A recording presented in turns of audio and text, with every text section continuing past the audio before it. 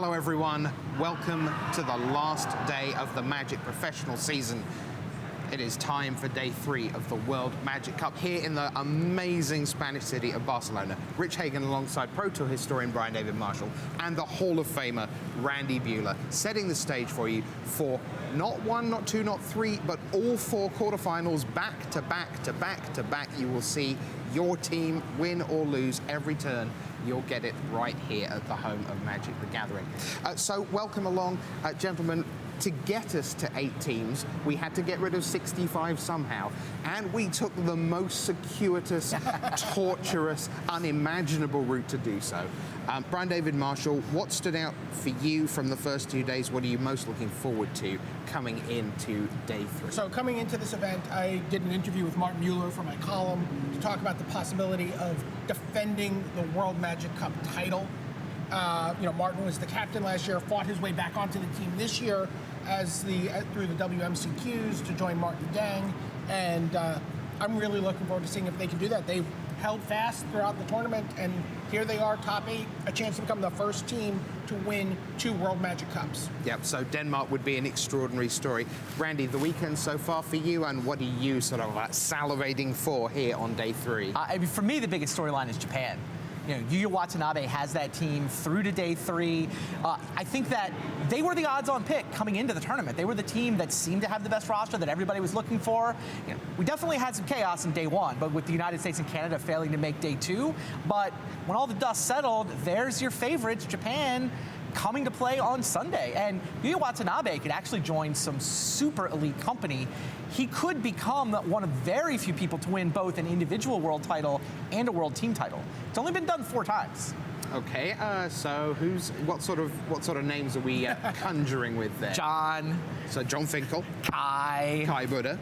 Makihito Mahara has pulled it off. So that's Hall of Fame, Hall of Fame, Hall of Fame. And then the 4th guy is Julian Naughton of the Netherlands. It was like the youngest individual world championship winner when he did. And by the way, he also has a Player of the Year and a Rookie of the Year, Yuya Watanabe. So he's really a ley line of sanctity away from being a Pro Tour champion.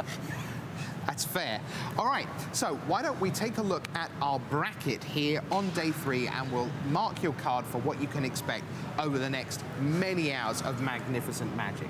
So we are going to begin in the top half of the bracket with the defending champions Denmark against Thailand.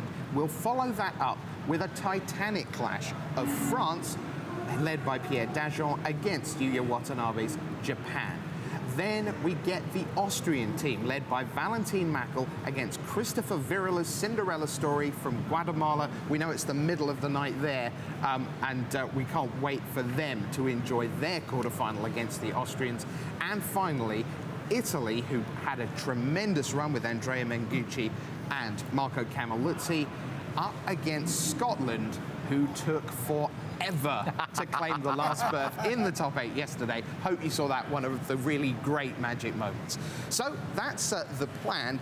So we turn our attention to our first quarterfinal, and that means Denmark against Thailand.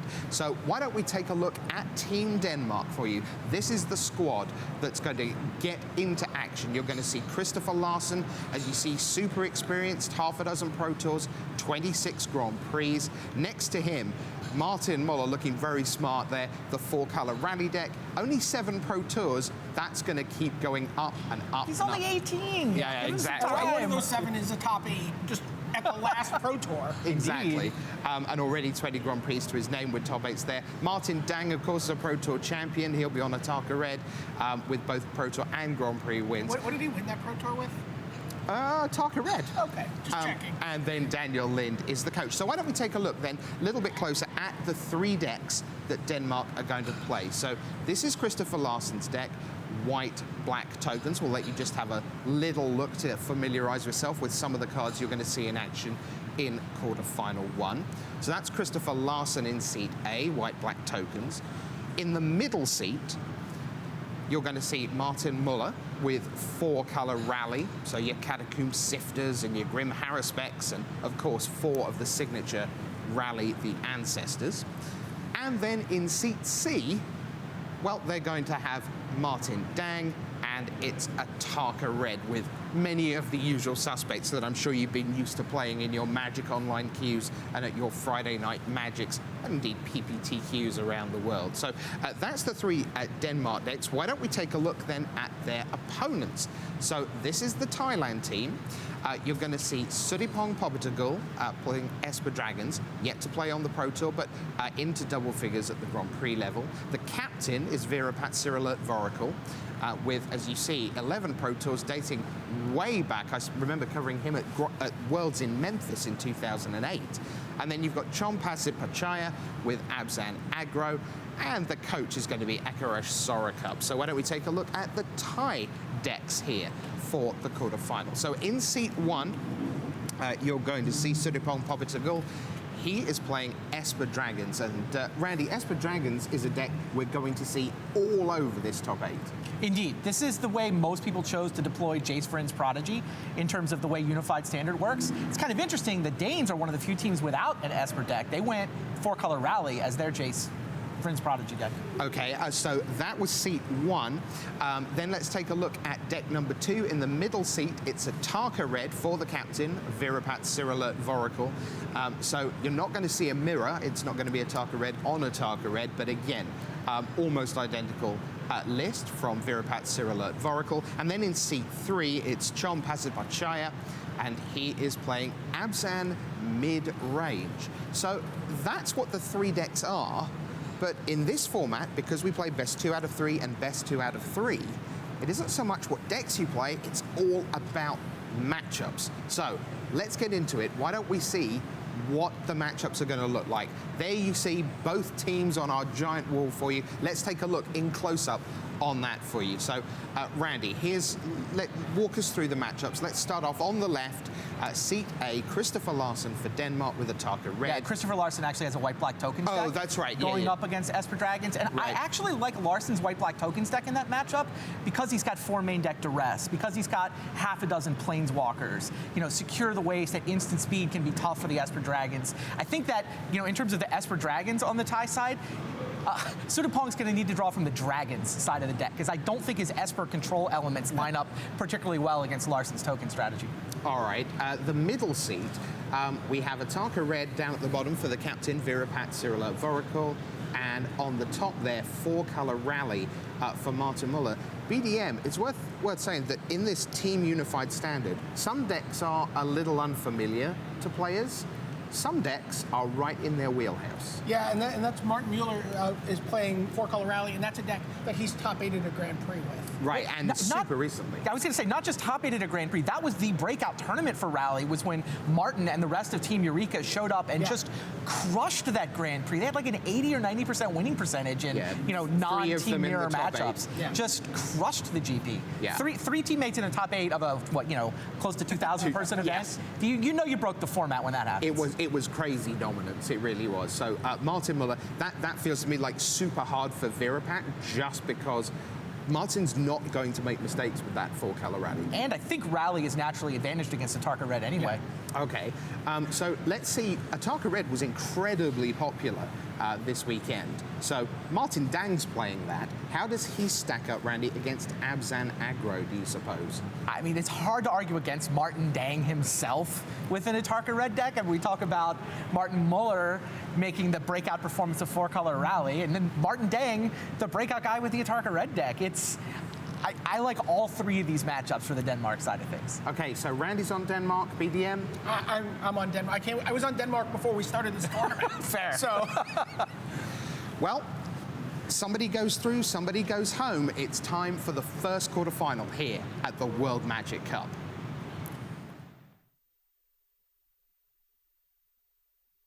Hello there, welcome to the booth here in Barcelona. We're here for the World Magic Cup. That's Ian Duke, and I am Marshall Sutcliffe, and we are excited and honored to bring you coverage of the World Magic Cup all day today. We're going to start with the quarters, we're going to move to the semis, and then we're going to crown a champion after our finalists. The players are ready. Teams down in the feature match area right now. Let's get ready for Thailand versus Denmark.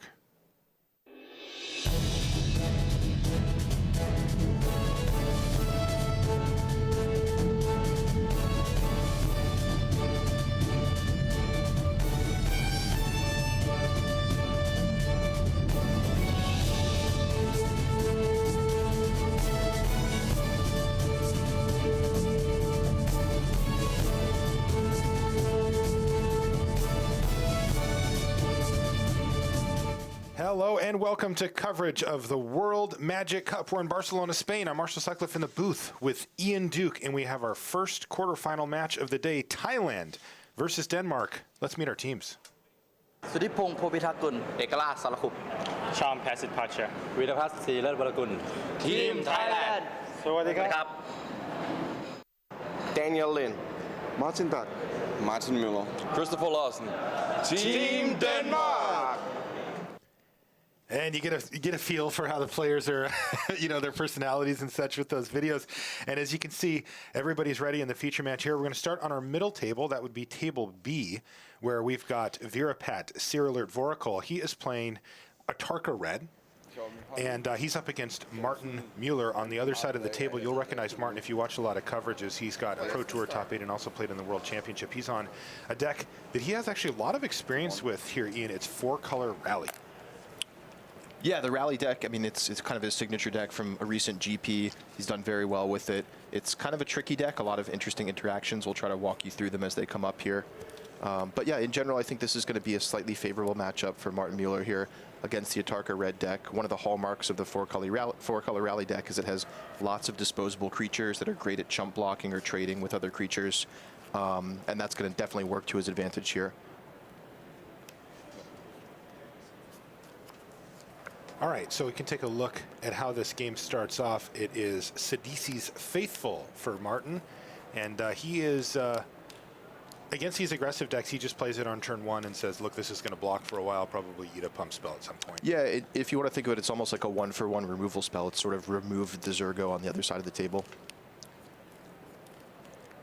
So what's tricky from Virapat's point of view here is usually the Atarka Red deck wants to start off with a couple early creatures and just get in some early combat damage, and then it can finish the game later off with some pump spells or maybe a couple burn spells, Wild Slash and the like. But Martin Mueller's deck also deploys a lot of early creatures that are good at blocking, good at trading, good at chumping. And so it's going to be hard for Virapat to get in that early damage here. He's going to have to do the bulk of his damage with sort of one big explosive hit. Either on the back of cards like Titan Strength or Become Immense plus Teamer Battle Rage. Which are going to be really good here, right? Like in game 1? Yes. The flip side of things is those pump spells and that kind of combo finish the Atarka Red deck is known for is especially good in this matchup because the 4-color Rally deck doesn't really play any removal spells. It's relying solely on blocking with creatures for its defense, and so it doesn't really interact at instant speed. It can't really break up a pump spell plus a Teamer Battle Rage. So that's kind of the vulnerability, the flip side of that, the way this matches up. You know, the only way I've ever seen that happen in game 1 is with Collected Company into Sidisi's Faithful. Oh, that's a really interesting way of interacting at instant speed. You can't technically get it done. Yeah. It probably won't come up here. In the meantime, Martin Mueller, he has played Jace Vryn's Prodigy, but it got zapped right out of the sky there by a Fiery Impulse. So that guy goes down, and then it looks like Titan Strength is going to take down the Sidisi's Faithful as well. So Virapat able to keep the board relatively clear here, though for fans of this 4-color Rally deck, they will know that just because there's creatures in the graveyard, that isn't necessarily a bad thing for Martin Mueller. Yeah, the basic idea of this 4-color Rally deck is it wants to play a bunch of cheap creatures that generate value along the way, like the Elvish Visionary we see here, and just block, trade them off, let them get in the graveyard, and then eventually it'll bring them all back onto the battlefield with Rally the Ancestors, card you can see here on the right-hand side of your screen. So this is an instant for X and 2 white that brings back each creature with converted mana cost X or less temporarily. So normally you can't use them, to attack or really do much. They don't stick around permanently. But what this deck does is it'll bring back a bunch of value creatures, get the enter the battlefield triggers off of things like Elvish Visionary, and then actually sacrifice them to a Nantuko Husk so they go back in the graveyard, and you can do it all again the next turn. And that usually wins the game at that point. Yeah. If it's not the first Rally that gets you, it's probably the second one. Yeah, Nantuko Husk, of course, being a key part of the interaction here, as normally when you play Rally the Ancestors, your creatures end up exiled at the end of the whole thing. But if you can sacrifice them before that happens and they end up in the graveyard where you can get them back again, and that's where Nantuko Husk, which we see on the battlefield now for Martin, comes into play. We saw yesterday Infinite Obliteration name Nantuko Husk and really put a crimp on the plans for the 4-color Rally deck. Yeah, Husk is definitely, like, if you had to name one key creature for the deck, it would be the Nantuko Husk. In the meantime, Virapat has developed a nice little board here. He plays Abbot of Carol Keep, hits a mountain off of that and plays it, but he also had played Hordling Outburst the turn prior. Still has Zergo Bellstriker on the battlefield as well. So he is on the go wide plan, at least currently. We'll also note, I don't see any green mana yet in sight here for Virapat. He's on all mountains.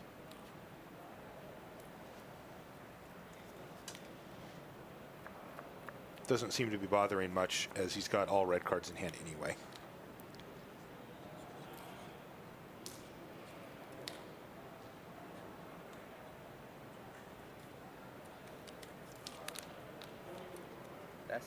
He's going to dash in a Lightning Berserker here and send everything that doesn't have Summoning Sickness into the red zone. Martin makes immediate blocks. Token on Husk. And the Elvish Visionary is going to jump in front of the Lightning Berserker here. Are we going to see a Titan Strength? Potentially, maybe to save the Lightning Berserker. Lightning Berserker, a card that can get through a ton of damage if unopposed. Although it's tricky in this matchup because there's just always going to be some chump blockers around. Looks like Virapat's in the tank here. He has 1 red mana and a Titan Strength, so it's the question of, do you want to cast it, and if so, where? Right, the two options being on the Lightning Berserker to keep it alive. Well, actually 3 options here. You can cast on the Lightning Berserker to keep it alive, so it returns to your hand, can dash again. You can cast it on one of the unblocked creatures just to get in 3 extra damage and scry. Or you can actually cast on the Goblin token that's being blocked by Nantuko Husk, raising the Goblin's power to 4 so the Nantuko Husk won't be able to survive if you value killing the Nantuko Husk here. But I don't think there's a huge point in killing the Husk. I mean, the role that Husk plays is when you cast Rally, it's going to come back and enable you to sacrifice all the creatures again, keep them in your graveyard. So, I mean, it's relevant in the sense that it's a blocker, but you don't really accomplish that much as far as breaking up the combo by killing the Nantuko Husk. So it looks like Virapat does hold on to that Titan Strength, and yeah, I think I like that. It's better served combining with the prowess on the Abbot of Carol Keep or maybe a Teamer Battle Rage off the top in the coming turns. So a couple important pickups for Martin Mueller here in his hand that we didn't see last time around on his turn. Looks like he's drawn into Rally the Ancestors and Collected Company, so the 2 Haymaker cards for his deck. So earlier on, it was looking like he was running out of gas a little bit, just had his early creatures and not much else going on, but now he's really able to catapult himself into the mid and late game with Collected Company, finding more utility creatures, and then the Rally the Ancestors for that big explosive combination. Yeah, Virapat has chipped Martin down to 12 life, but his hand isn't quite what he needs to get that huge, massive chunk of damage through before Martin Mueller can play his 2 big payoff spells with Collective Company and Rally the Ancestors. So this is going to be a tough one for Virapat. Now, I can tell you, we've got 3 matches going. This is a team competition. There's 3 different matches, and one of the good for Denmark, that's on our table C. Martin Dang picks up game 1 with Atarka Red against Abzan Aggro of Cham Pasitparchia. So a quick win there for Martin, but he's playing his signature Atarka Red deck that he won the Pro Tour with. He certainly knows how that deck works better than most players. Yeah, he is an expert. Indeed. So here we're on Virapat's turn here. He's deciding what to attack with. He's just cast Hordling Outburst, so 3 of those goblins do have Summoning Sickness. Abbot of Carol Keep has 1 Prowess trigger.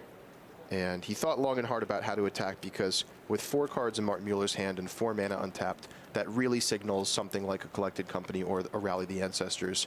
So Virapat thinking through the possibilities of what could happen in the middle of combat here and deciding what to attack with. But he does make the bold play and just send everything in, and we'll see what this Collected Company does bring for Martin Mueller. If he hits well here, he is going to be super well positioned to go off. If not, he's still in a good position, I think. Yeah, things definitely looking up for Martin Mueller here. This is his deck coming along exactly the way he wants it to.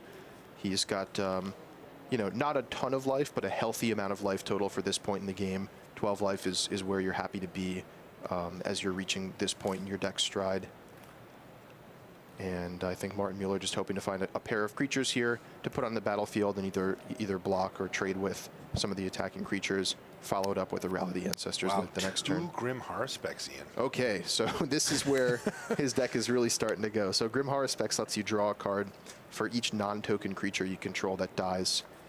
So he'll happily put these creatures in front of Virapat's attackers, absorb some damage, draw some cards, and get ready for a Rally the Ancestors. If not next turn, then very soon. And he's going to go block, block, block, which is actually just a nice block anyway. The Grim Haruspecs doesn't count itself when it dies. It counts other non-token creatures, but it will count each other. That's right, yeah. And there'll be 2 for the Husk if it were to die. Like you said, Ian, things humming along really nicely here for Martin, who's managed to stabilize at 12 life and is even a little ahead here on board. And as far as game strategy goes, he's way ahead with that Rally of the Ancestors in hand, and Virapat with no way to interact with it. Now, the one thing that Martin Mueller would really like to find to lock up this game is a copy of Zulaport Cutthroat, which will allow him to drain 1 life from Virapat whenever one of Martin's creatures dies. And that sort of incremental life gain is what's going to put him out of range of this red deck, maybe top decking burn spells or a Tarka's Command, something along those lines. Denmark, of course, are defending World Magic Cup champions. They won last year. People remember the Dane Blast. And I know a lot of people are at home in Denmark rooting on their team. Martin was on that team. Yeah. Won his way back onto it again. Yeah, he's a player that maybe a year and a half ago wasn't really on people's radars, but he's had a fantastic last season here and definitely made his name in the spotlight. So here we are in the declare blockers step. Virapat's still deciding if he wants to do anything with this Titan Strength that we know he's had for a couple turns. Decides not to. And Abbott trades with Grim Haruspecs, which will give Martin Mueller a card. Digging ever closer to that Zulaport Cutthroat that can help him lock up the game. Yeah, that can't be good for Virapat, though. He just lost a significant portion of his board, and all he netted was 2 damage out of the deal. And once again, Martin's just going to pass the turn back. Still no green mana for Virapat as well. Now, he doesn't have any green cards in his hand, but Martin's certainly going to be aware of the option that Virapat could have a card like Become Immense in his hand and just be hoping to find green mana here. I think given that Virapat has stopped to think twice now with a single red mana up, Martin Mueller can basically be sure that he has either a Titan Strength or something like a Wild Slash, some kind of instant for 1 red. So he'll certainly be thinking about that as he's choosing how to block.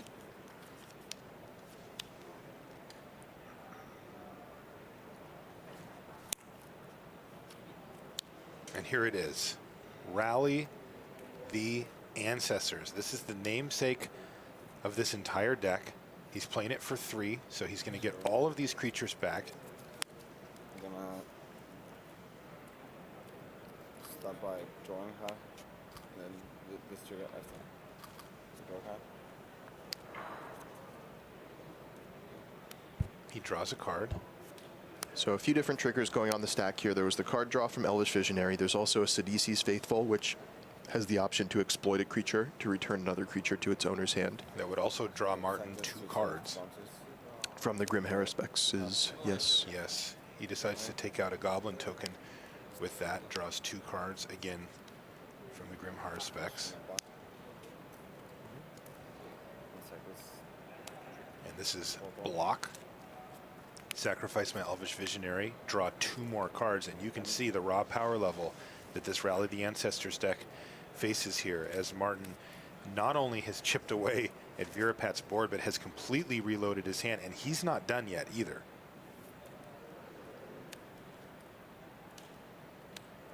Looks like a replacement Zergo and a Dragon Fodder here for Virapat.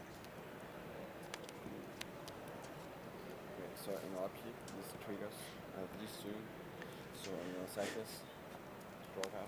So he's going to go to his upkeep here. And I'll draw card with this. And this is one of the cool tricks that you get as well here, Ian. with Jace Vryn's Prodigy. Explain what's happening here. So normally when you bring back creatures with Rally the Ancestors, they're exiled at the beginning of your next turn's upkeep. But the trick you can do with Jace here is on the following turn, it won't have Summoning Sickness anymore. So during your own upkeep, you can activate Jace and transform it into a Planeswalker. So it exiles itself and then comes back as a Planeswalker. And it's no longer the creature it was before, so the Rally the Ancestors doesn't try to exile it anymore. So you end up with a permanent Jace. Very cool trick there. Yeah, it's super awesome. And look at this. He is immediately going to flashback Collected Company here. And everything is coming up Martin Mueller here in game 1. Yeah, you can see he just hit that Zulaport Cutthroat that he's been looking for off the top.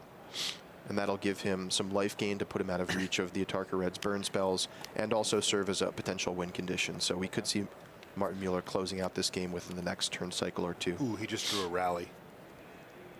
Yeah, could easily be coming to a close here. Now I can tell you we have another update.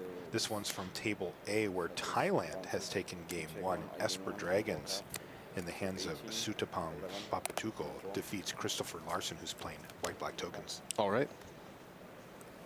So on our side tables, the teams have split a game apiece. One other thing to note here about the way that the seeding works is coming into the top 8 here.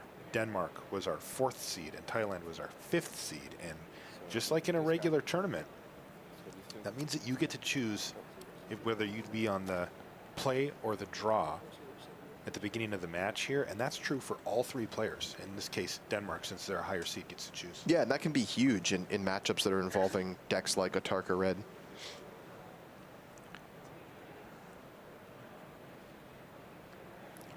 So here we are, Virapetzer, Lidvorical. Not much on his own turn, just simply passes the turn. He must be knowing the end is near here as Martin Mueller's deck board continues to develop. Now, does so many cards. does it matter at this point? Like looking, I see a Bloodstained Mire finally here for Virapet, but is it just too late? As far as getting access to green mana? Yeah, you know, I was thinking maybe that there's some chance that the combo could come into play and that he could punch through a whole bunch of damage with some ridiculous, you know, even blocked creature here. Yeah, but it's starting to become too late. Martin Mueller has a second copy of Rally the Ancestors, so he can bring back just a tremendous number of creatures at instant speed, and if need be, just absorb a bunch of that damage by blocking with all the creatures that came back from Rally the Ancestors.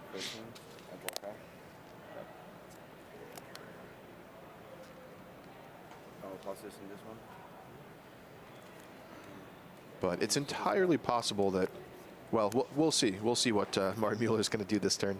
I mean, as this deck sort of builds up its resources, it tends to snowball a little bit where you're getting more and more creatures in your graveyard each time, bringing back more and more creatures each time you cast Rally the Ancestors and drawing so many cards. It can be a little bit hard to do the math from our perspective here as commentators, but certainly we're within the next cycle or two of Martin Mueller's combo. He's probably going to put together a win. And here we go. Rally the Ancestors, and I think that's going to prompt a concession here.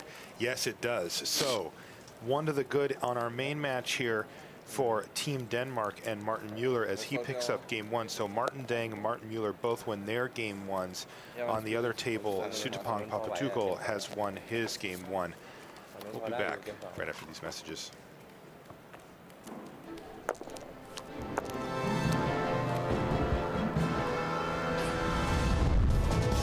Scatter Arc. Project Self. Swift Justice. Fire Breathing.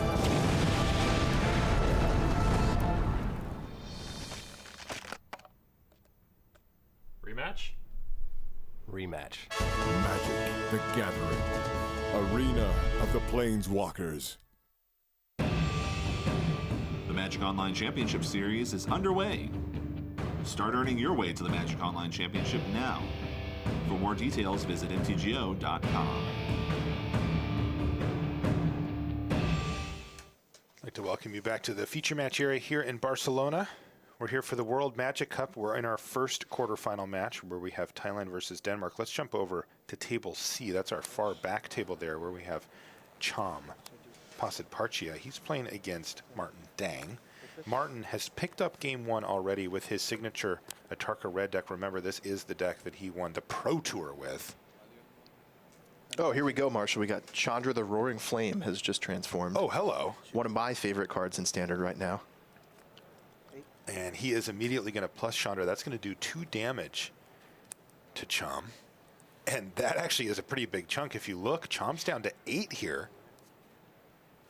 Yeah, Chandra, a card that's a little bit fragile, but when it sticks for a turn, it just does a tremendous amount of damage. It's explosive. Yeah, we've been seeing it creep further and further into deck lists and Standard, and this is why.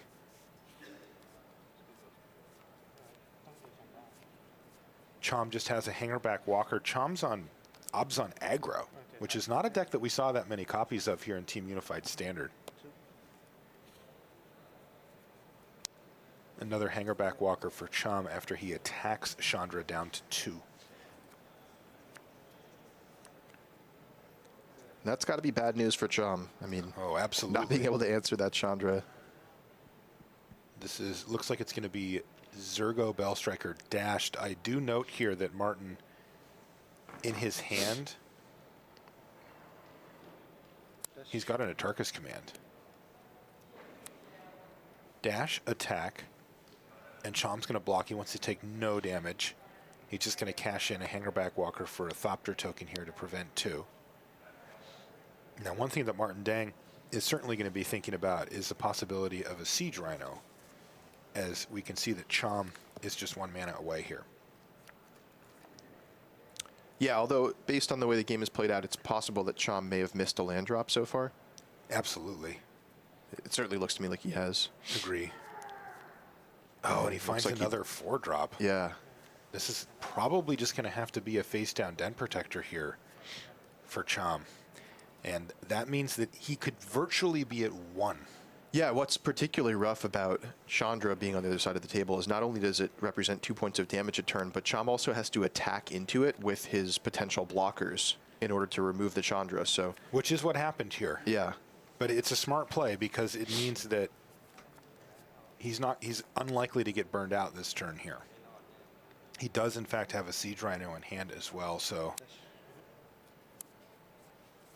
he's going to be looking to find it. Here comes Zergo, dashed once again.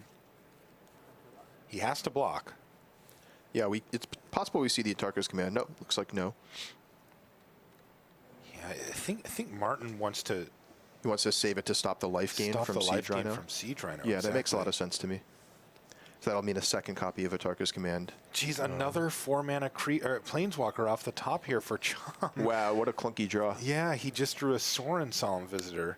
The good news for Chom, though, is that he's now able to start attacking, though he is going to need to follow up with that other Den Protector face down, and maybe even has to block with it, depending on what Martin Dang comes up with. He's got another copy of Zergo in his hand already. Only 1 blocker back. That means that Martin, he could have found some type of cheap burn spell, get rid of the morph, attack, and then use Become Immense to win. But he needed a 1-mana burn spell to make that work, and he didn't find it. So here comes Zergo. And once again, Martin patiently just keeps chipping away with Zergo. Bellstrikers, plays his land for the turn, and passes back. Yeah, I think Martin knows that up against a Hangerback Walker and a Thopter token, he's probably not going to get any creatures through unblocked anytime soon. And the most important thing on his mind is just stopping Chom from gaining life. So here's where he's been saving the Atarka Command for. Yeah, this is an Erishan Cleric that was going to gain Chom 3 life here, but instead he gains 0 life and in fact takes 3, and this is a big draw step here for Martin Dang. He can close this thing out with another Atarka's Command. No, he's got Hordling Outburst, and now we're going to see yet another big draw step, though, for Chom. Can he find an untapped land here? Yes, he does. Caves of Koilos. He absolutely does. Wow, nightmare scenario for Martin Dang here. Yeah. It looked like he was so close to getting the win. He can either play Siege Rhino immediately, which he decides to do, or he could even play Sorin and gain a bunch of life that way, but this gives him more blockers. So Chom back out of that 1 card range. But things far from over yet. I mean, Martin Dang picked up Hordling Outburst last turn, which is huge because it just presents so many different attackers. And with that Become Immense in his hand, any creature going unblocked at any time means that Martin Dang will take the win. However, no help off the top here. Yeah, and Martin all of a sudden is going to be forced into a defensive position as Chom is going to be able to attack for lethal damage and force the issue, especially after Soren Solemn Visitor comes down. Oh, man. Okay, so this is the nail in the coffin. Yeah, this should be it. I think Chom has just hung on long enough to put himself in the winning position here. He immediately pluses Soren. You can see what it does there on the right-hand side of your screen. So Chom does have to pause for a moment just to consider what happens if Martin Dang did draw a second Atarka's command. Right, good point. With that life gain prevention mode, but no, he's able to just. He's going to crunch for what? Attack in here. 13-ish here. Yeah. Not only is he is representing the possibility of gaining life, but he'll also just outright kill Martin Dang. So he's, I guess, not worried about that Atarka's command. All right, and that does it. So Chom Pasitparchia picks up game number 2. And Chom's going to force a game 3 against Martin Dang. And, you know, we do see that sometimes with the Atarka red deck, that it'll often pick up game 1, but then have to face some tougher sideboard cards like we saw there from Chom. Okay, let's jump over to table A. This is the table we haven't visited quite yet, where we have Sutapong Papatugal. He's on the left-hand side of your screen playing Esper Dragons against Christopher Larson playing white-black tokens, and he has a big hangerback walker jamming in here. It looks like we've hit kind of the later stage of the game here, and Larson is the only one with any action right now. Yeah, it looks like Christopher Larson just tried for a Gideon, which was met with disdainful stroke from Sutapong Papatugal. Marshall, this was the match that it was least clear to me who has the upper hand here, sure. Especially with that really pouring over the deck lists. I mean, depending on exactly how these decks are configured, it could go in either direction, and things definitely can change post-sideboard as well. Yeah, having not played the matchup much myself, I have seen it a decent amount at the GP level, and White-Black Tokens actually has a reasonable game plan against Esper Dragons. They have a lot of Planeswalkers that must be dealt with. They have cards like Secure the Waste, which are just awkward for the Esper decks to deal with, as you can present a reasonable threat on their end step and then still get to untap if they haven't dealt with it and play a Planeswalker or something. So I think it's a decent game, though. That being said, Sutapong did pick up game 1 here. This is game 2. And it looks like Christopher Larson's in the driver's seat to finish this game off, but we'll see if he can do that. Yeah, and here are some examples of those must-answer threats. Gideon and Hangerback Walker coming down here. Looks like Ruinous Path takes out Gideon. Makes a 4/4, which will buy Sutapong a single turn, or will it?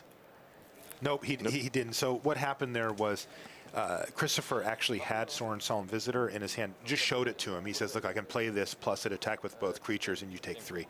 So that does it for that game. Christopher Larson evens things up. So we're getting game 3s on tables A and C, and we'll find out shortly how things go back on our original table, which was table B, Martin Mueller versus Virapat Cyrilert Vorakol here.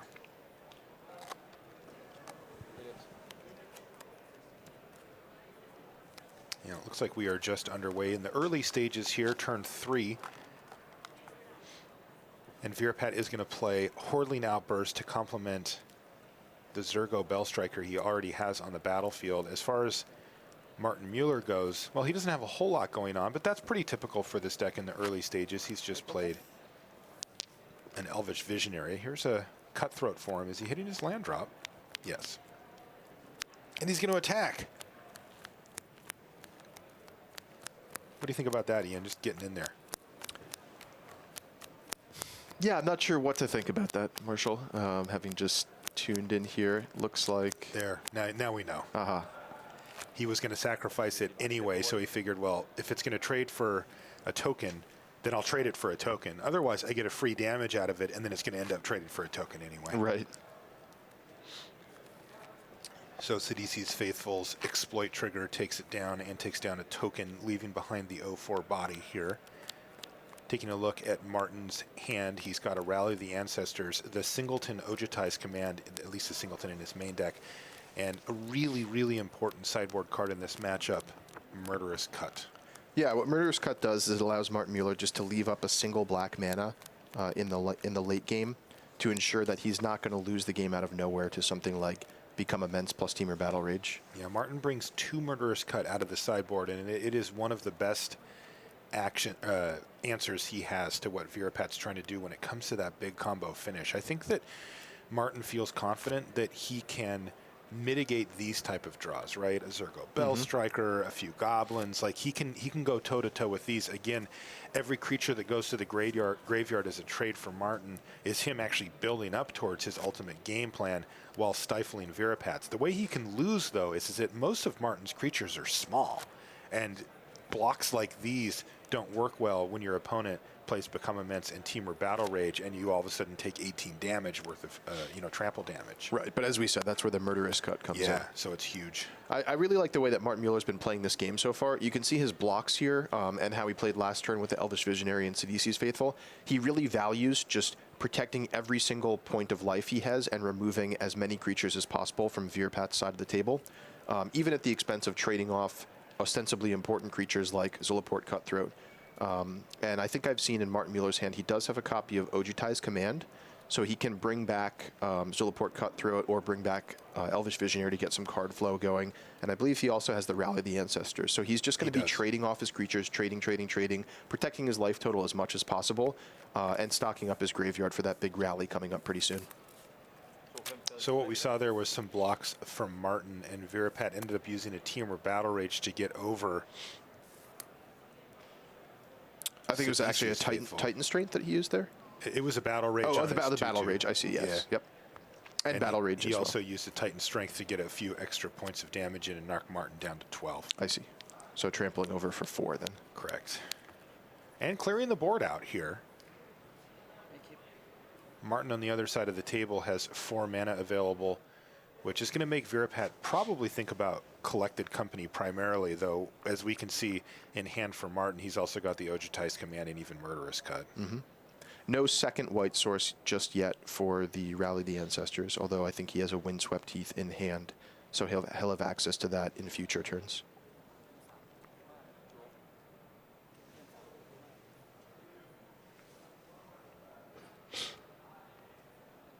This is a quick consultation from Christopher Larson about, do I keep this hand? That's from our table A.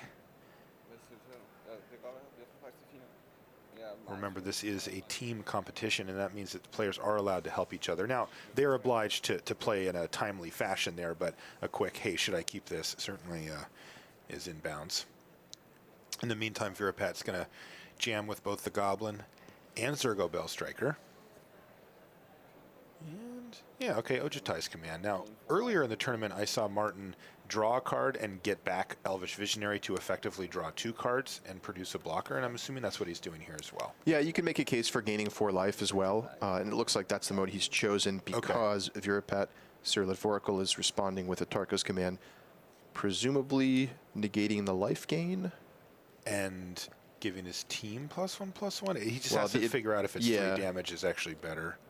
Right. I mean, he can either deal 3 damage, which is more total damage, or give his team +1/+1, which will mean that his Goblin token doesn't trade with the Elvish Visionary. So actually, there are like multiple combinations of modes that would make sense here with the Tarka's Command. Right. But based on the fact that he's responding to the Ojutai's Command, I assume he's planning on choosing players can't gain life as one of the modes. Yeah, that does make sense. And I think he's just thinking through, well, how important is this Goblin?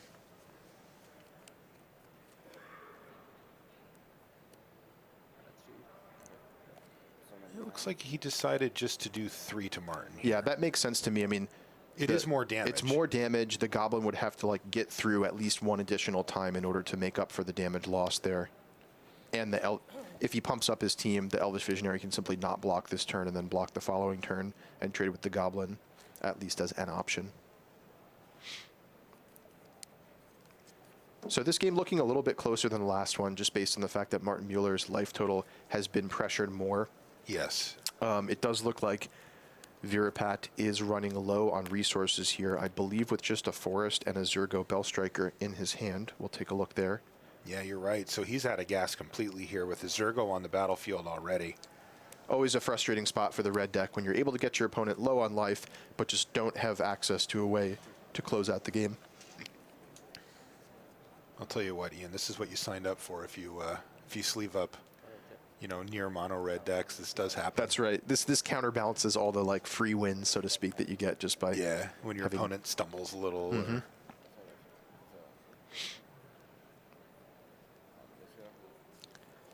Yeah, Tarka Red, one of the most popular decks in this Team Unified Standard. Many of the teams found themselves with this. It didn't use up too many of the valuable resources that were going around. We see that it's often taking, the Bloodstained Mires,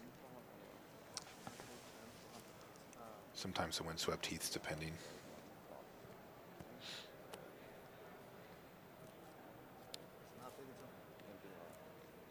And here we go. Rally the Ancestors, says Martin Mueller. Now, this isn't the kind of rally that's going to win him the game, though, right, Ian? We're talking about a rally for a Cutthroat, a Sidisi's Faithful, and a Visionary. Yep, just kind of a little value rally to get some blocking in here. One thing that's notable is Martin doesn't have Nantuko Husk here. Right. So he has to try to get his creatures in the graveyard so that they're not lost forever and he can use them on subsequent rallies. So we're going to see him probably exploit with Sidisi's Faithful here and then maybe try to also block with his creatures in some fashion just to get them back in the graveyard again. Yeah, especially because I can tell you that he's actually got 2 more copies of Rally in his hand here. Okay, so really important command thing happening. So this is a second Atarka's Command freshly off the top for Virapat.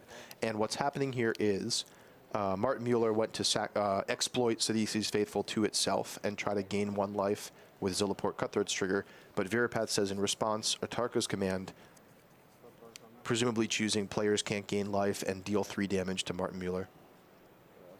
So not only will that shut down the 1 point of life from the Sidisi's Faithful, but also the other potentially 2 points of life that Martin Mueller could get by blocking with his other creatures. So the exploit happens, it's returning Elvish Visionary to Martin Mueller's hand, and now Zilliport Cutthroat blocks. So that'll put all of the creatures, safely keep them from being exiled, and prevent some damage to Martin Mueller, but not the life gain that he was hoping for. He was hoping to gain 2 life there off the Zilliport Cutthroat and did not. And he finds himself now at 3. And maybe 1 good draw step from Virapat away from winning the game here. Remember, Martin's the one who's up a game after pretty handily winning game 1. Virapat looks like he's ran out of gas here, but that draw of Atarka's Command was super nice last turn, and he's 1 more draw step along that line away from locking up this game. Fortunately for Martin Mueller, I believe Atarka's Command is the only card that Virapat can draw, only single card he can draw to end the game on the following turn. So it should give Martin Mueller at least 1 or 2 turns to try to maneuver his way out of this.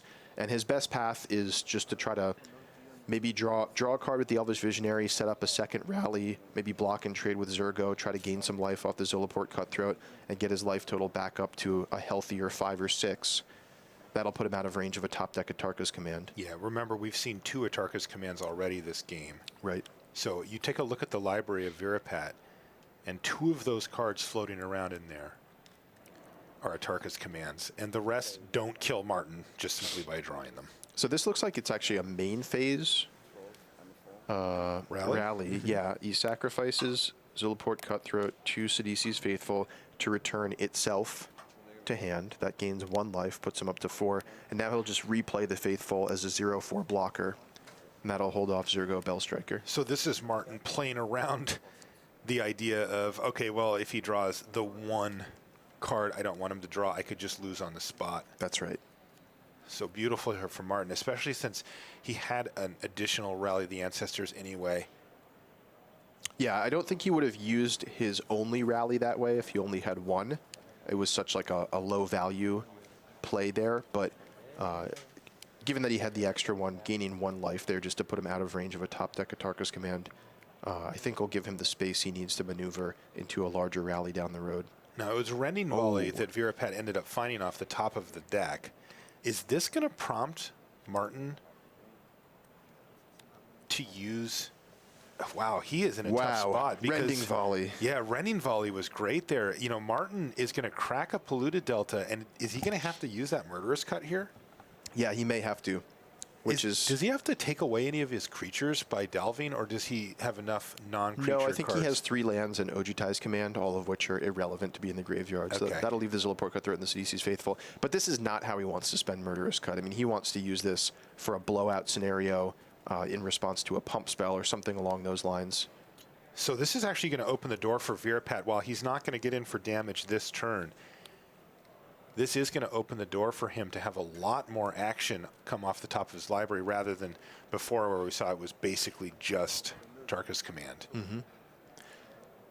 And that was a particularly tricky top deck for Virapat there. Rending Volley, a card that in this board state like could have been very close to dead, but just happened to line up exactly right against Sidisi's Faithful. If that had been any other creature, like, you know, a Nantuko Husk or an Elvish Visionary to chump block or something, the Rending Volley would have been a virtual blank there, but just happened to be just the right card for the job here.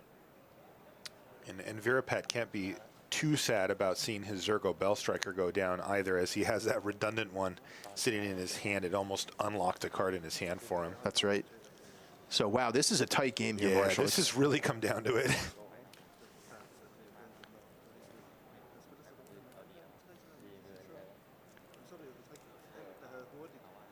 So the players conversing here. I'm wondering, are we still in Virapat's second main phase here? Is he thinking about just playing the Zergo Bellstriker out? That is what I think is happening. Though it also looks like neither. You know, I'll be honest, it doesn't look like either of them are taking any particular action here. Yeah, it could be that they're waiting on something. Yeah, maybe waiting for a judge call or just verifying life totals or something along those lines. But it looks like we are underway again. Nantuko Husk off the top for Martin Mueller. A pretty nice draw, actually, to go with the rally that's in his hand. So he's going to pick up a card. Oh, and what a card. Look at this. Erishan Cleric. And Virapat, his heart is going to sink a little here when he sees that one hit, because once again, Martin Mueller's found a way to keep himself out of range of getting immediately top decked out of the game. And Zergo Bellstriker doesn't look too hot against a 1-3 and a 1-1. That's right, Marshall. What a fantastic pair of draws there. I mean, no kidding. It's almost like if you could script it, those would be the exact two cards that you would want to draw there. Yeah. Erishan Cleric, of course, pretty obvious why you want to gain life and have a 1-3 blocker, but Nantuko Husk also just pairs so wonderfully with the Rally the Ancestors that is in Martin Mueller's hand. He could, you know, sacrifice his whole board, bring them all back again, sacrifice them all again, just gain a tremendous amount of life, draw some cards. Yeah, lots of different combinations here, lots of flexibility now, having that Nantuko Husk. Now, Ian, one thing that does occur to me, right, is that we've seen two Rally the Ancestors go by, one left in Martin's hand here. Of course, he has another one floating around in the library somewhere there. Does he have enough tools here to actually get the win, or is that last rally very precious to him? So it's precious in the sense that it would be excellent to find. It's not precious in the sense that he needs it. In certain matchups, you would be really counting your rallies and making sure that you're getting maximum value out of all of them. In this particular matchup, just having a bunch of like 1-1 and 2-2 creatures actually is enough to beat the Atarka red deck once you've stabilized and they've run out of gas. And so I think he can freely fire off this third rally, as he does here, just to gain a bunch of life and gain some value.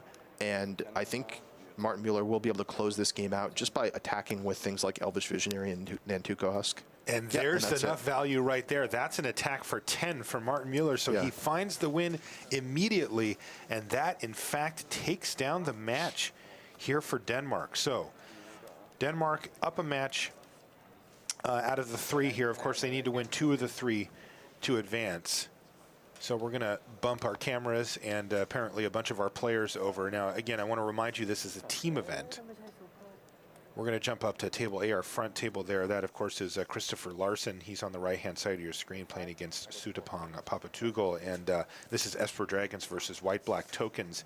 And we find game 3 in progress here. And it looks like it's proceeded quite nicely for Thailand here, as Sutapong is significantly ahead. Look at that sick sideboard tech, Virulent Plague. Oh, wow, that's huge. Ouch. Okay. And looks like there was a Secure the Waste just right into the Virulent Plague there. Oh, no. Well, that didn't get the job done. And you know what? Sutapong Papatugol takes it down. That was 2-1 for Thailand. So we now have a match one on either side. This is as close as it gets. Yeah. And you know what? We get a game 3 Down on table C, that's the one on the far end. Obzon Egro versus Atarka Red. Remember when we popped in last time, Martin Dang had won game one very, very quickly. We didn't even get to see any of it. He won so quickly. But when we jumped in, we were in the middle of game two, where we saw Pasid Parchia take down game two with Soren Solemn Visitor. And now we get to watch the entirety of game three. And this is with Martin Dang on the play.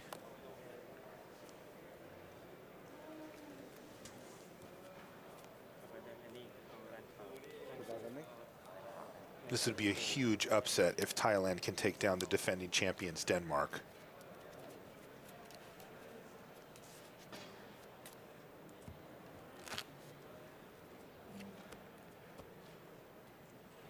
Denmark has a stacked team full of regular pro players, including a Pro Tour champion, a World Championship competitor. So Martin Dang with an interesting hand here. He has Abbot of Carol Keep as his only creature, which looks like he's going to run this out for no potential of value here, just to get it onto the battlefield, because the rest of Martin Dang's hand is all support cards like Titan Strength, Become Immense, and Atarka's Command. So if Chom can come up with a way to kill this Abbot, yes, he could strand a lot of those cards? He absolutely could. Let's see if he has it. On the other hand, Chom is going to be relying on creatures blocking, then this game's going to play out in a much different way, because if that Abbot gets through even once, it could represent a tremendous amount of damage for Martin Dang. Let's see if Chom has it. Hangerback Walker. He's got a Hangerback, which is not a great blocker in this scenario. It's just a 1/1. Under any reasonable circumstance, the Abbot is going to be a 3/2 at the minimum. But it could slow down Martin enough. Definitely. What's particularly awkward here is that Martin has to spend a spell in order to keep the Abbot alive. And yeah, it looks like he goes with Wild Slash, protecting all the pump spells that are in his hand here, and potentially getting rid of both the Hangerback Walker and that Thopter all in one turn. Looks like that's just what happens. And Chom's actually going to chump block here as well to take no damage this turn. Yeah, I think that's fair. Yeah, it's tempting to wait, right? Where it now threatens to trade again the next turn and forces Martin to play another pump spell. The thing is, they always have another pump spell. That's how this deck works. So here it is, Unoffensive the Foremost for Chom, a huge 4/4 blocker now. And this thing makes things really tricky for Martin Dang, because now he's unable to both attack and play a pump spell to trade with the Unoffensive and also keep the Abbot alive, and he needs that Abbot alive. You can see his hand here, Titan Strength, Atarka's Command, Become Immense. So things looking a little bit scary from Martin Dang's point of view here. Team Thailand playing this conservatively, chump blocking early to set up the big blockers in the middle to late part of the game. Chom knows that he needs to power through to that mid to late section where he has powerful planeswalkers. He's got Siege Rhino in this deck, and he's got all types of ways to deal with this stuff. And look at this, Martin Dang just has to pass the turn back. Wow. What's the turn 4 play here for Chom? Oh no. Is that a Soren Solemn Visitor? Yes, he does have Soren Solemn Visitor. Definitely the nightmare card in this matchup, although this could open up a window here. If Chom plays Soren and pluses it and attacks with the Unoffensive, Martin Dang could Atarka's Command, prevent the life gain, deal some damage, and then potentially fire back with a huge attack.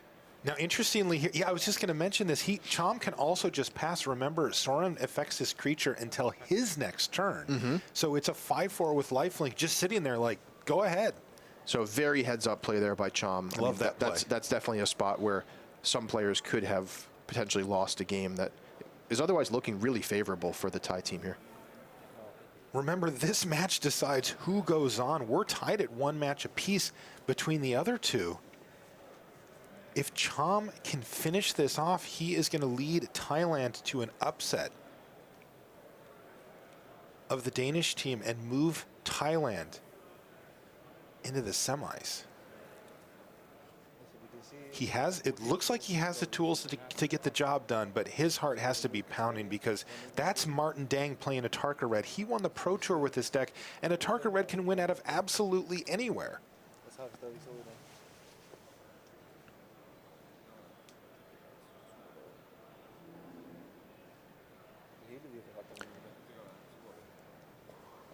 And you know what's funny here is, well, yeah, it's very close. I think he might have been one off of a lethal attack here if Anafenza had attacked the previous turn.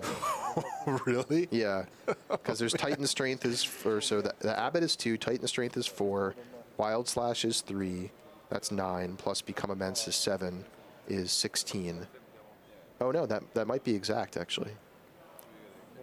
Yeah, Atarka's command would have knocked Chom down to 16. Yeah. Wow. So simply attacking with Anafenza there at a healthy 19 points of life and representing gaining 5 could have lost the game. Oh, man.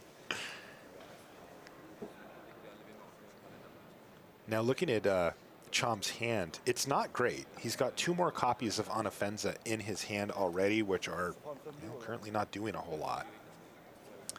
Knight of the White Orchid, not bad though. It does open up some interesting scenarios as well where Chom could get an attack in and then just replay it on offense if he doesn't have anything better to do.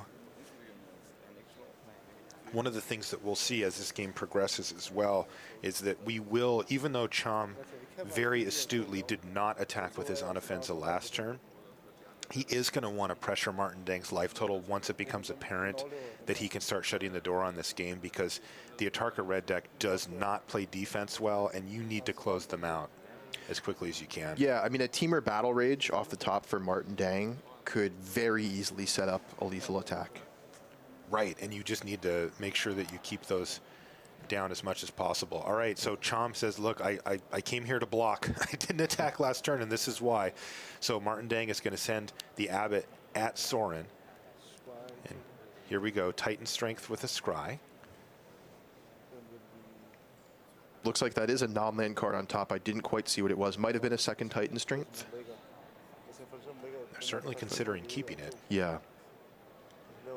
So, yeah, this is a tricky attack here because Chom represents gaining 5 life here because Sorin's ability is still active, giving +1/+0 and lifelink to Anafenza. Was a wild slashing.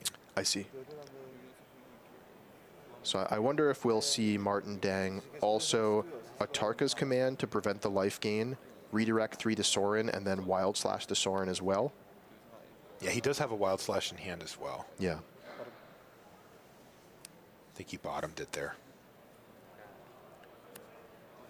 Okay, so here's Atarka's command. So my creatures get +1/+1 and shoot Sorin. So currently,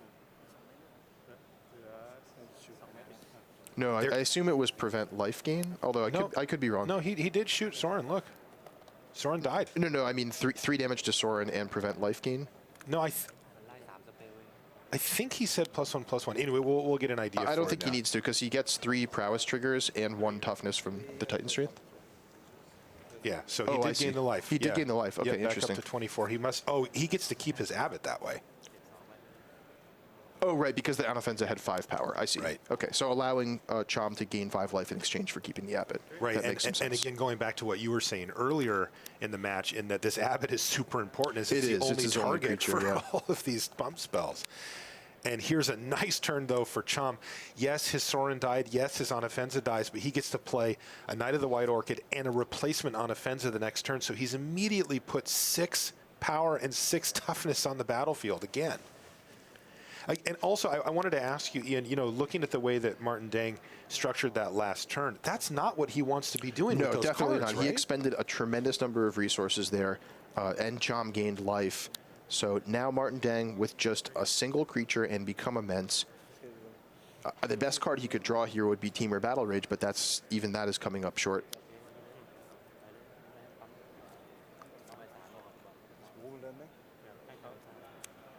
Chom ripped Murderous Cut for the turn as well. And things are starting to look very dim for the team from Denmark here, as Chom is ahead on board and in fact attacking into Martin Dang. Wow. And Chom has the ability to take away the next possible threat, and it looks like he may get 2 for 1 here, Martin Dang, as well. He's going to go for Become Immense to try to take down Anafenza. And Chom has to decide, do I even care? And remember, he's got another Anafenza in his hand. But it's pretty tempting to not just get that 2 for 1 in. All right, well, he is just going to let that happen. Yeah, I mean, this unlocks the Anafenza in his hand, which he can simply replay, and still has access to Murderous Cut. I love the position that Chom has placed himself in. He's now attacking as well. Martin's down to 15 and looks to take 8 damage next turn. This could be 2 swings and a victory for Thailand. Chom has played this game really well. You can tell he's got a lot of reps in against the Tarka Red. Absolutely. Martin Dang down to Titan strength in hand and is debating whether he wants to block on Anafenza and use his Titan strength. Yeah, when you're in this position as the Atarka Red deck, I mean, it's basically your death throws. Does Chom just slam the door here and go for Murderous Cut now, knowing that Martin only has 1 card left? It's definitely an option. I think either way, Chom is a huge favorite here. To be honest, I don't know which is the more conservative path. Sure. But I think either is perfectly fine, and I think that regardless, we're most likely going to see the Thai team close this one out. The Thai team close this out against the defending champions. Huge upset. Huge. I know we did a Twitter poll earlier. 77% of people thought that the team from Denmark was going to emerge victorious, but they do not. Thailand is through to the semifinals. What a match. A huge victory for them, knocking off our defending champs. Another great run from Denmark, but it is going to stop here. Team Thailand is through. Amazing. And thinking back, the most amazing part of that game to me, Marshall, was if I did the math correctly there, and admittedly I may have not, it looked like if the Thai player had simply attacked with Anafenza the turn he played Sorin, he would have just lost the game on the spot. Just dead. Like, in an attempt to go up to 24 life on turn 4, he would have lost the game. How crazy is that? Yeah. Super well played by Thailand, and they are through to the semis. We've got our first storyline brewing early in the morning here. A lot more magic to come. Let's head over to the news desk. Thanks very much to Marshall Sutcliffe and Ian Duke there with the call on quarter-final 1. And gentlemen, the defending champions are gone. Yeah, great job by Thailand there. You know, I was talking to the Thai team. They said, you know, it was middle of the afternoon. The stores were open. Everyone was, you know, watching. So I'm sure everyone is ecstatic in Thailand right now. And, you know, really, they're looking to do what Denmark did last year. Because, you know, we think of Denmark now as this, you know, powerhouse super team for Magic. But coming into last year, they were a fairly anonymous Magic nation in terms of world play. And, you know, Thailand's looking to repeat what they did last year. Who's their Martin Deng that gets to win the Pro Tour 6 months later? Yeah, presumably that's Virapat Cyril at Voracle. I guess so. I mean, yeah, the 4 of them are coming to the next Pro Tour. Absolutely. So. They'll be in Atlanta. Before we move away from quarterfinal 1, though, we saw some tremendous play there. The Martin Muller 4-color rally deck is... There's a real kind of poetry to that when it's someone... Sometimes decks like that are like juggling hand grenades. But when he does it, we don't just have think, to do that for a countdown, do we? No, that's really clever stuff. There's some great stuff going on there. He was playing great Magic, and you saw him like really tight roping at 3 life, 2 life, 4 life, 6 life, 3 life, as he's like breaking fetch lands and taking a little damage, and eventually just getting to that critical he played that really well. It was beautiful. Yeah, Sudipong Pobitigal with Esper Dragons defeated Christopher Larson. You got to give him credit. The Virulent Plague sideboard tech was the difference in that matchup. That game 3 was all about Virulent Plague, and hats off to Thailand. They had the sideboard card they needed for a crucial match. Yeah, not a deck a lot of people were talking about. You know, as you talk about the pillars of the format. Right. Black-white tokens is certainly not one of the pillars of the format. I definitely have to have something for that. But at the end, although we've seen some tremendous Magic this weekend with back and forth, really, that final game with Abzan mid-range against Atarka Red, from really turn 2, here's a hanger back. Okay, you've dealt with that, sure, but you dealt with it at pretty heavy cost. And then here's an Anafenza, and here's another Anafenza, and here's Sorin. And there was never really a moment where, if you were a Danish fan, you're thinking, Martin Dang's a Pro Tour champion, he's got this. It was you were thinking Teamer Battle Rage. Come on, off the top. Right. Teamer Battle Rage one time, and he just could not find the other half of his combo. Yeah, Martin had to deal with Anafenza, the 1 most, the 2 most, and the 3 most. Yeah, and it was not C- needed eventually. No, I approve. Very good. All right, why don't we take a look at our bracket, because I know some of you will be waking up still around Europe. 10:15 here in the morning in Barcelona, 9:15 back in Scotland. I know some of you will be bleary-eyed thinking, when do we get to see Scotland? Well, here's our bracket, and we began the morning with quarterfinal 1, Denmark against Thailand, and it was the upset, not just because of 5/4. Really, Thailand advancing was not expected. The reigning champions are gone at the quarterfinal stage, but we could still have a 2-time World Magic Cup champion, and that's we're going to see in our next quarterfinal at the top of the bracket. It is the 1v8. It is France against Japan. So let's get into our second quarterfinal here for you. With France, why don't we take a look at the French team that is going to do battle. You see Arnaud Soumet, played in a couple of Pro Tours, but very experienced at the Grand Prix level. Pierre Dajon is the captain, 13 Pro Tours to his name, Grand Prix top 8s amongst his 53 starts. 53 Grand Prix. Right, yeah, he's pretty much an ever-present on the European scene. Hichem Tajiti, not played on a Pro Tour, but has a little bit of GP experience. And the coach sitting out during day 3, but in all the big decisions, Fafi Benaribi will be the coach. So let's take a look at the 3 French decks. In seat A, you'll have Arnaud Soumet. He's playing Esper Dragons. This is pretty much one of the ever-present decks throughout the top 8, if you prefer the top 24, because this is team unified standard, so you only get to divide 4 copies of any given card. Jace Vrin's Prodigy, a good example here in the Esper Dragons deck. That's seat 1. In seat B, the middle seat, this is Pierre Dajon, the captain, so he'll be able to look left and right to his teammates. Mardu mid-range, a slightly less common deck. You see a Sark and the Dragon Speaker there, a couple of Pierre and Kieran Millar. And the third French deck will be piloted by Hichem Tajidi, and this is Ataka Red, which we've just seen in action. Brian David Marshall with Martin Dang for Denmark. So what do you make of these 3? I guess probably the Mardu Dragons, probably the most interesting of the 3. I'm certainly excited to see the Crackling Doom deck go to work. It's not a deck we saw a lot. It's something that clearly, has served France very well throughout the tournament. They come in as the #1 seed. I was going to say the same thing. They have the best record in standard throughout the weekend. And nobody wants to face them. In this top 8, everyone's just like, well, I wouldn't mind this, but I'd like to avoid France.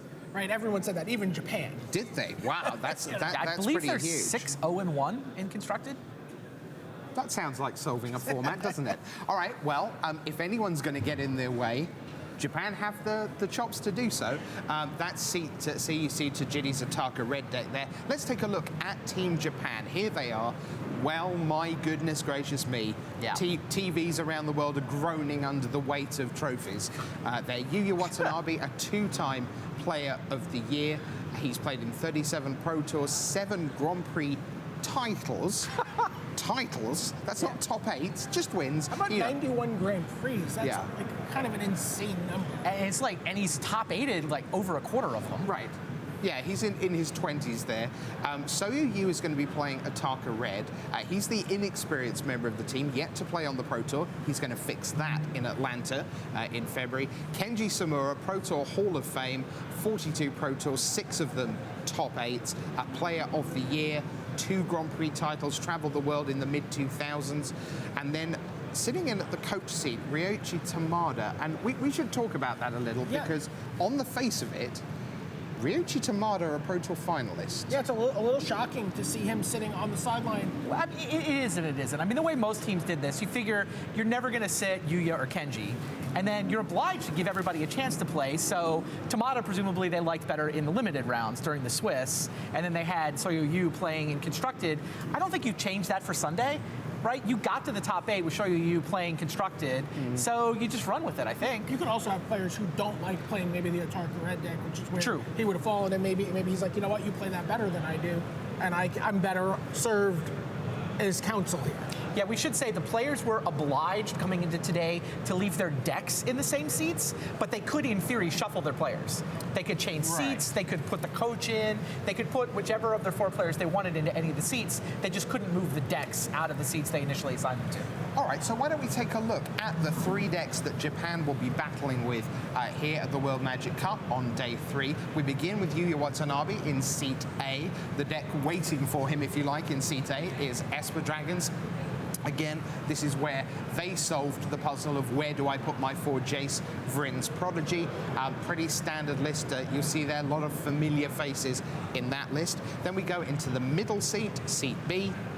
And this is where they've put Atarka Red. So this is where you're going to see Soyo Yu playing with, again, all the favorites, the Wild Slashes, the Become Immenses, and that's super critical because it's got so many ways to impact the game, Atarka's Command.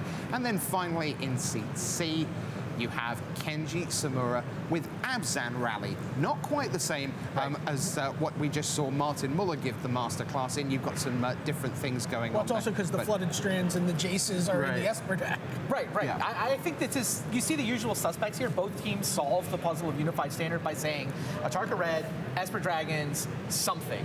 And the something is different, right? You've got Mardu on the French side, you've got Abzan Rally on the Japanese side. I do think it's interesting. I actually like Abzan Rally because it doesn't use the Jaces. Like, I think that being able to play another Jace deck in addition to your Rally deck is a solution that makes a lot of sense to me, for whatever that's worth. I mean, Japan, I don't know. I mean, they kind of only stuck in as the 8th seed. They're the only ones who have the Abzan version of the Rally deck. So, I mean, the data doesn't necessarily support that, but it is something that makes sense to me, I think, if you think about how to allocate those resources in Unified Standard. The 8th seed is better than 60-odd other teams, though. Sure, fair enough. But here's why they're the 8th seed. It's because at 2-0 last night in their final pool match, they played France. Yeah. They could have shaken hands. France said, no. Let's play some Magic and let's make sure that we're the number 1 seeds and you're not. Wow. And that's exactly what happened. France 3-0 that pool. We fully expected. So this is a rematch of the last round yesterday. The last thing that happened to Japan was they were beaten off the face of planet Earth in this format by France. By a French team that said, we're not willing to draw, we want seeding. In no world are we shaking hands with you, we're just going to beat you. And they did. Yes. And Japan is very, stressed about being the 8th seed because they can never get the upper hand. They don't get to choose play draw. They never get the upper hand no matter how this top 8 plays out. Yeah, I mean, this seems, just a great play by France because a lot of people, that's a feature of the tournament, a lot of people intentionally drew into day 2. Sure. A lot of people went, sure, I'll be a 2 or a 3 seed, what are the odds? Well, that turned out to be huge for some teams. Scotland are only in the top 8 because they changed their 4 seed at the start of day 2 into a 2 seed for the afternoon. That's why we got that amazing hour of Magic last night. And that's what was happening off camera. France were beating Japan. They were going, right. Crush you. So let's get to the matchups because this is what really counts. A lot of the same cards, a lot of the same decks, but how do they line up? Let's take a look. So, Randy, we begin on our left. Seat A features Arno Sume with Esper Dragons against Yuya Watanabe with Esper Dragons. It's got to be a little intimidating to play a mirror match against one of the best players in the world. Yuya Watanabe, certainly one of the best handful of players in the building this weekend, one of the best players on the Pro Tour. Everybody has him in their list of the top couple. Not currently a Hall of Famer, but almost he's never been on the ballot. This is the year. He comes on the ballot this year.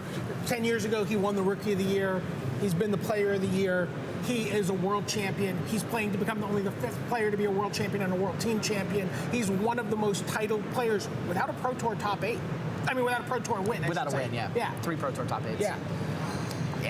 It's got to be very You have to give the edge to Japan there. Even though France, maybe play draw, maybe sends it back toward a 50-50 matchup. I mean, it's pretty close to 50-50 in all scenarios just because it's a mirror match. Sure. But yeah, Yuya for me is one of the big storylines, potential storylines today.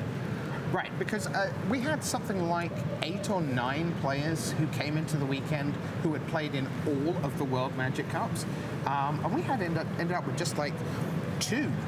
2 of them made it through to day 2. Middle seed, Pierre Dajon, Soyo Yu, Mardu Dragons against Ataka Red. Who do you favor, Randy?